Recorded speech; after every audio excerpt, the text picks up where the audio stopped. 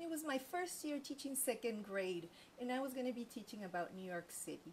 One of the teachers mentioned Landmark West, and I took note on a pad. When the meeting ended, I looked through my pad and I called Landmark West, and I actually ended talking to Debbie. And that's how I started my meeting with Landmark West.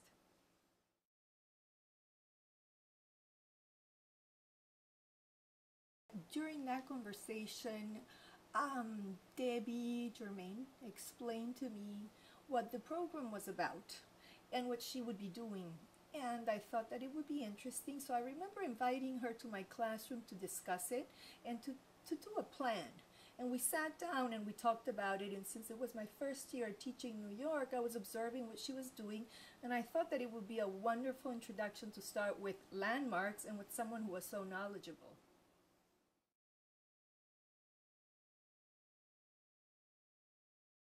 I remember talking about fashion in different, that there's a lot of different styles in fashion. And the same thing happens with architecture. You can have different styles of buildings. And we started comparing the Museum of Natural History with the Dutch Revival.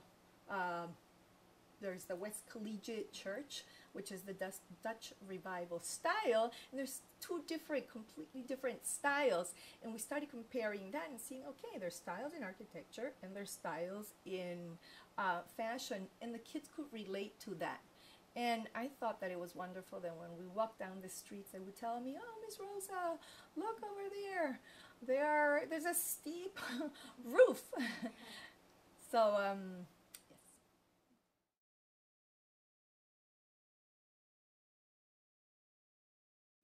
I think that what engages the children is art.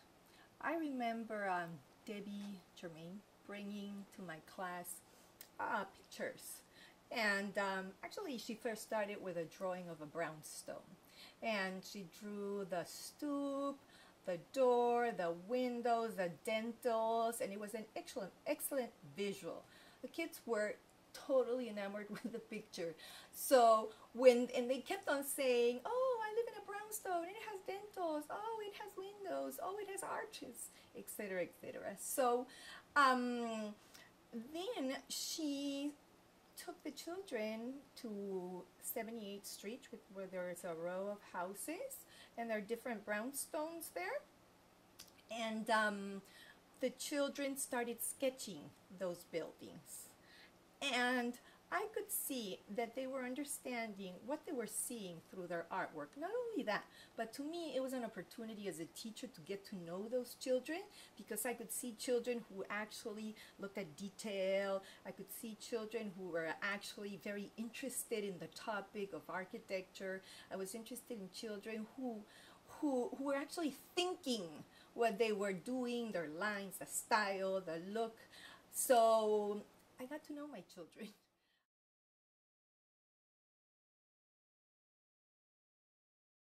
They were so interested that they asked me if we could do a mural. And I said, of course. So we started the mural, and I could see how they were applying the concepts that they had learned in their own mural.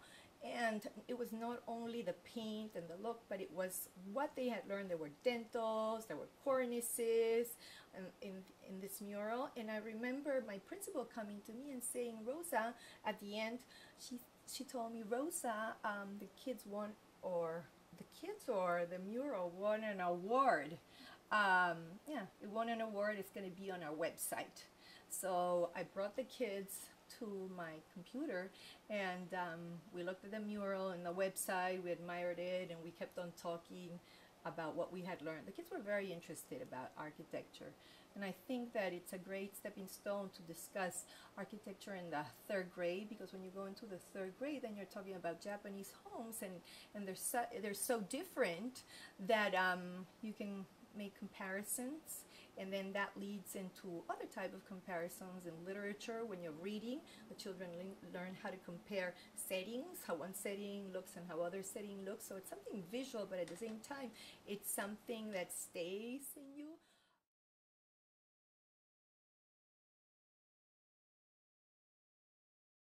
They enjoyed learning. They were they were very interested. They were very enthusiastic. I remember Debbie bringing cutouts of brownstones, and the children put together the brownstones, the top, the dentals, the doors, and they actually looked beautiful. And then they asked me if they could draw them themselves, and then we ended up doing darks and lights and charcoal and pen and ink, which was very interesting. And then we ended exhibiting them and inviting our parents.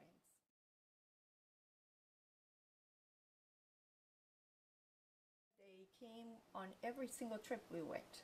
So if Debbie took us to see the West End Collegiate Church, we had about 7 or 8 parents with us, and the kids were sketching and they were helping out. When we went to see the Museum of Natural History, they themselves were learning. They were learning that there were rough cut stones and there were arches, and why we want to preserve landmarks.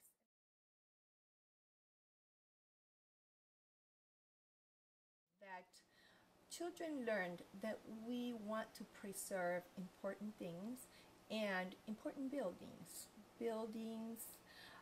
with beautiful architecture, with beautiful art that we do not create right now nowadays, and that we want to preserve the past for the future.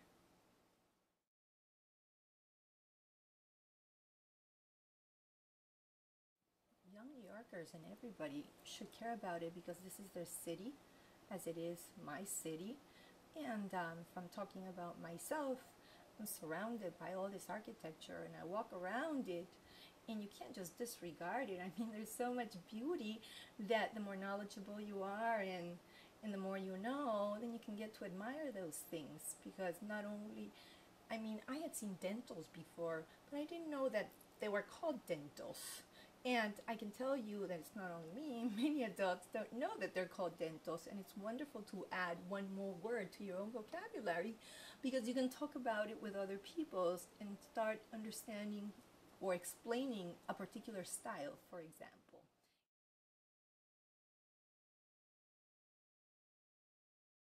You have no idea how many times kids would come and tell me, "Oh, Miss Rosa, I have a bay window in my house.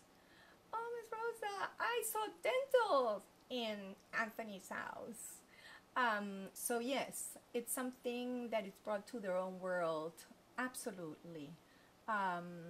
They definitely, it's knowledge that they've acquired it and then make it their own because they're surrounded by these things that they can admire and that they might have not known about it before Landmark West came and introduced bay windows. They just lived in a place that had a beautiful bay window.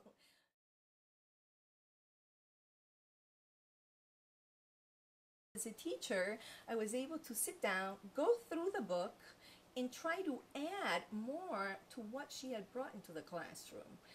And I remember preparing my own worksheets and then sending it home, and everybody was learning. It was the kids, it was the parents learning. We were all learning through this book, not only the parents and the kids, but myself, because as a teacher, you're always learning.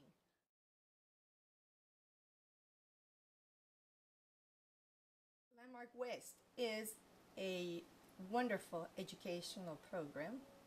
Um, I asked Debbie Germain, who was her teacher, to come in for a third time.